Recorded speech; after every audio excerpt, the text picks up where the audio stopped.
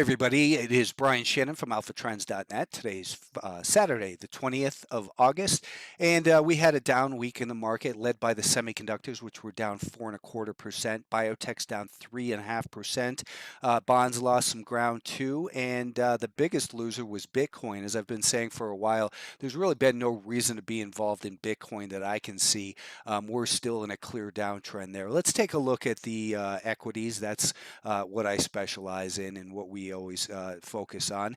The S&P 500 from this low about 6-7 weeks ago, this low was 362.17. On Tuesday, we touched the declining 200-day moving average at 431 and change. That was a rally of 19.2% in what has been a primary downtrend. Now, the question, of course, a lot of people continue to ask is it, has this market turned? Well, for it to really turn, what we need is a series of higher highs and higher lows. So when we look at a weekly time frame, for instance, what that might look like is perhaps we back off from here, maybe even do this, and then come back down and start to rebuild something that looks like this with higher highs and higher lows. That might take some time, and then that 200-day moving average might come and take, look something like this. I'm not calling for this. I think that we're still in a primary downtrend, and I'm going to take it each piece at a time. That is, I'm going to focus on the intraday action. And when we get below the 5-day moving average, then to me, the new bear trend begins within these other bigger trends. We have to focus on what's your time frame. My time frame is that of a swing trader. So when we break the 5-day moving average, I get cautious. If we make lower highs and lower lows below a declining 5-day moving average, I get bearish. We didn't do that over here. So we broke this level that we've been looking at on the gap, unfortunately, on Friday. Now what I would be looking for is this area holds as resistance, maybe even just something like this. Then I'll be looking for shorts that first come down to the month-to-date volume weighted average price, and then we would go look at something on a 65-minute time frame and say, here's the volume weighted average price from the low this year. This is where we saw the momentum break higher again, so we put a volume weighted average price off of that, and then another one off of here. So I'd be looking at maybe 415, 416.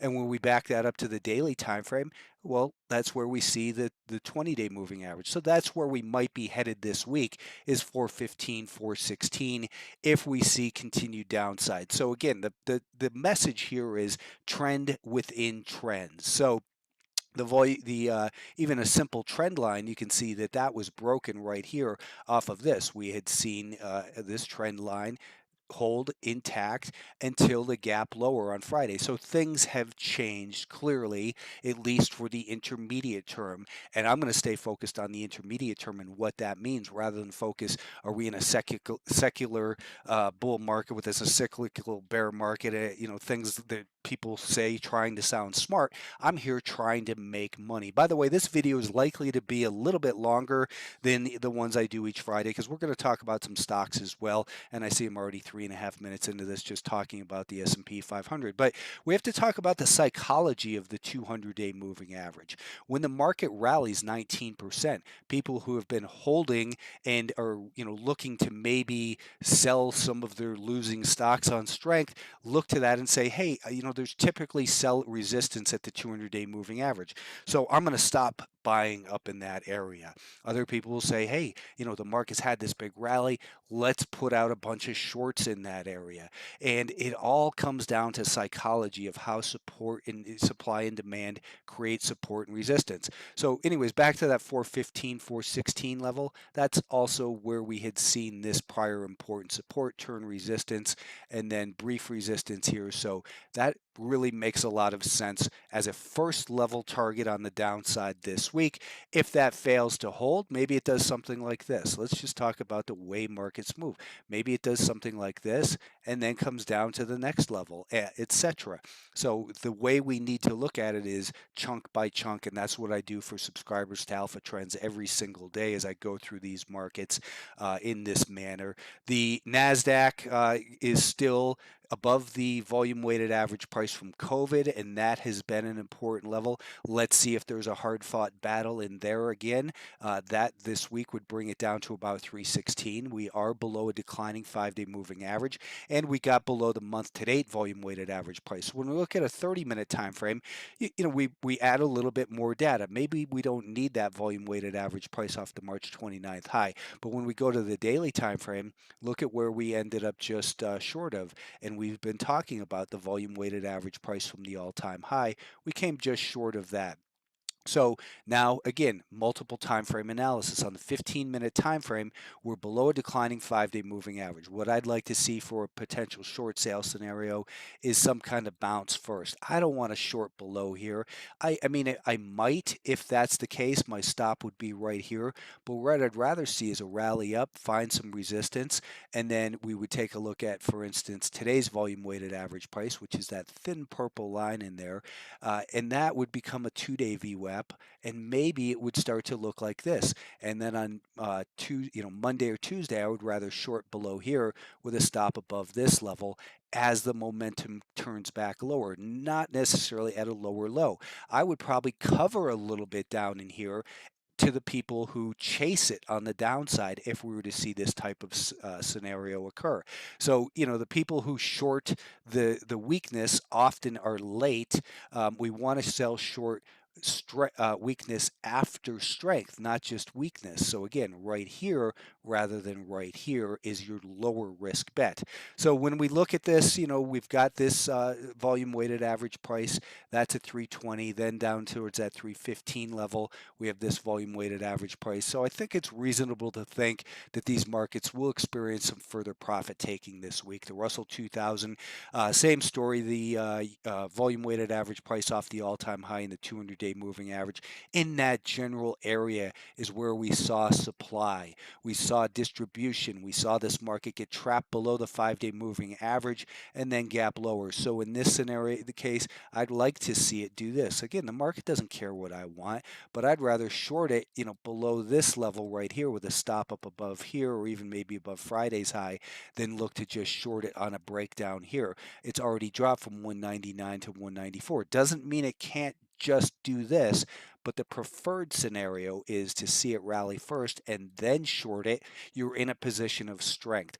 Where does this market have the potential to go? We've got that 20-day moving average down there. We've got a volume weighted average price off of this low and then this low.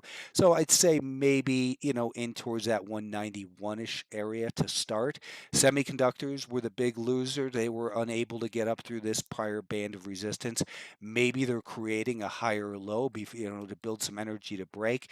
It doesn't seem likely. Maybe this market's just going to turn sideways for a while. But when you look at the weekly time frame, if we're going to see a bigger turnaround, the better scenario would be for it to carve out a higher low that looks like this, and then maybe the 200-day 40-week moving average does this, and then we could see late into the year, early next year. Who knows? I'm not an economics guy. I'm not going to try to decipher what's going on in the economy. It's all about price action. If price action were to develop in this way, then I would become much more bullish than just a simple break of this high, because again, it's already extended. Where has it come from? It's come from 185, let's just call it 190 up to 250. It needs to pause. It needs to reset. It needs to, build some energy in here, build some shorts into this market who are skeptical so that they can become squeezed. The biotechs finally, are backing away from that band of resistance that we've been talking about for the last couple of weeks. The 200-day moving average is still declining. For me, it's similar to the 50-day moving average. For the longer term trend, if the 200-day moving average is still declining, I'm still looking at it as guilty till proven innocent. You can look at all the garbage this week that is really starting to lead again to the downside. Stocks like, ETFs like ARK got hit the hardest because they contain the garbage inside their portfolios. Stocks like Coin, like Carvana, Etsy, these are the types of stocks. They've had good runs, but if they don't scare you out, they will typically wear you out. mRNA, that one, again, these are not stocks that are turning back around. They still have declining 200-day, 40-week moving averages. DKNG, DLO, Lemonade, Roku. There's still stocks that are in major downtrends. Roblox, same story. They get good rallies, but they're in major downtrends. if you take a ball and drop it from the 20th floor, the first bounce is going to bounce up to the 10th floor. The second time it bounces, it loses energy and it goes to the 6th floor until it eventually dribbles out. And guess what? That's the way it works in stocks as well. So stay away from these broken names. Back to the biotech stocks. I think that it's reasonable to think that, over the next coming weeks, they might make it down towards the 123.24 level where we have the volume weighted average price off the low, the 50-day moving average, and the year-to-date volume weighted average price. I don't think it's a straight shot down there, but if we take a look, let's say at the 30-minute time frame, we have the possibility that maybe we get a little bit of a bounce and then we continue lower. You don't want to short after this type of decline, just like you don't want to buy after this rally. You want to let it pause, set up, and then buy strength. It's much safer that way. The financials, I just don't trade them. I don't even feel like talking about them. Let's talk about some individual stocks. We're long some McDonald's at Alpha Trends. We got involved. Shoot, what's the price? 260. 262 and a half, basically right around in here. We're still holding some of that one. It's a longer term, maybe, type of trade. ENPH has finally pulled back to the volume weighted average price from the earnings report. So, a lot of people have been looking for this. I was thinking it would do it back over here. It's right on that volume weighted average price from earnings. Always when you see a big volume event, especially based around earnings, always stick a volume weighted average price on there. That often becomes the place where it finds the buyers. Now, in this case, it also has a rising 20-day moving average in there. So we have people who are looking at this saying, hey, it's at the rising 20-day moving average. I'm not going to sell. Hey, it's at the rising 20-day moving average. I'm going to add to my long position. Other people on the sidelines in cash are saying, hey, that looks like a place where, it often holds as support. I'm going to, initiate my position. Same type of psychology occurs around the volume weighted average price in that it's the average price paid since earnings. So people, institutions who want to create a 10 million share position, let's say, over the next 3 months, will say we don't want to pay more than the volume weighted average price since the last earnings report. So as it gets down towards that level, their buy programs suck in as much of that stock as they can, soaking in the bids and creating the support. Now, it doesn't mean it has to hold in here, but this is certainly a level of interest. If it can back away from here, some people will buy it in here. My preference is not to buy on pullbacks into a level just because it's at the VWAP. To me, it's a level of interest. If it can start to turn higher and rebuild, then perhaps I'll buy over here. But for now, it's a level of interest. There's more than one way to make money in the market. My way works best for me. You've got to do what works best for you. BRCC. Now, this is one of those coffee names that's run. It's run by veterans, so people were really, they were really charged up about this one earlier in the year. It had this massive run and then just completely shit the bed. Take a look at the volume weighted average price off that peak, still up near 14. I don't think that's going to make it. It's, when you look at the near term activity, it was up with increased volume right here and then lighter volume as it's consolidating. Friday, on a down market day, it showed some strength in here. It's above a rising 20 and 50-day moving average. And maybe it heads up towards that volume weighted average price off the peak near 13. It's certainly not a price target, but it's a level of interest for me. So I'm looking at this thinking maybe it can do something. This is what I drew in for subscribers Thursday night, thinking that, it's a little bit early. And I still think it's a little bit early, but I've got an eye on that one for this week. I would say if I get involved, my stop would go under here. There's no reason to be in, have it any lower than that. We got involved in Fortinet as a short sale on Friday. Missed a good one in Yeti as a short sale on Friday, and that's just a broken name. I don't chase the gaps lower, so I never got involved in this. By the way, if you're confused by which time frame I'm on, here you can see 10-minute time frame, daily time frame. It's always up there in that corner if you're if you're looking at it and not sure what I'm talking about. Other names, ADTN, keep an eye on this one. It's got a great looking weekly chart breaking out to new all-time highs. It did pull back a little bit on Friday, so that was good. But, if you get involved in this one, where would your stop go? For me, I would say underneath Friday's low. COCO, here's, the nice looking recent IPO. It's, there's the volume weighted average price from the IPO. It broke some resistance in here. Average daily volume, I just realized, is only 354,000 shares, so this one's not for me.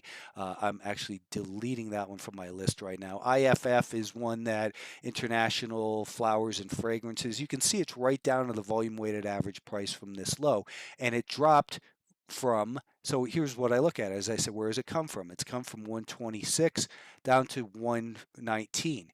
Where does it have the potential to go where buyers might uh, defend it? I'd say it's right here. So it's below declining 20 and 50-day moving average, so it makes it a good short sale candidate, especially when you look at the weekly time frame with these lower highs and lower lows. But when we look at the shorter term time frame, I look at it and say it's just expended a lot of energy. So what I'd like to see happen is maybe we can draw a volume weight, drop a volume weighted average price off the peak from this past week. And if we were to see it do something like this, maybe Monday, and then distribute on Tuesday and then short it below here. That's what I would like to see. So this is on my watch list as a short sale candidate, but I don't want to short it under here. I think it's more likely to bounce because it's at the volume weighted average price from that low. So again, it's all about getting the timing right. I don't want to short it here and then see it go 3 points in my face. I would rather wait a day or two, start to stock it, and then these are the types of stocks I follow up on so we can anticipate them each day in alpha trends. Ions is one that I've been talking about. It's got a great looking daily chart here. It is a pharmaceutical, so that makes it a little bit riskier. But the volume weighted average price off the COVID low had been resistance there. It's holding above it now as support. It's got a good volume pattern in here as well. Big volume as it rallied, lighter volume relatively as it's consolidating in a tighter range. And on the 15-minute time frame, you can see it's in a pinch. Well, what does that mean? It's pinching between the energy is building between the volume weighted average price from the beginning of the month. That's providing support, and the volume weighted average price from this peak right here has shown resistance. So it's in a range compression. What happens in this range compression is energy is building, and it's either going, you can buy it in that range compression, but the danger is that it breaks down and then you see a large flush. So I'm not interested in buying in there. Instead, I observe these, set alerts maybe at $44.40. I'd like to see it do something like this: build that energy, break higher, buy it here with a stop under here or underneath this low. So while it's in a pinch, it really means nothing. There's no magic to being involved in a pinch. People show me what you want to see when it's in an anchored volume weighted average price pinch is a nice tight compression.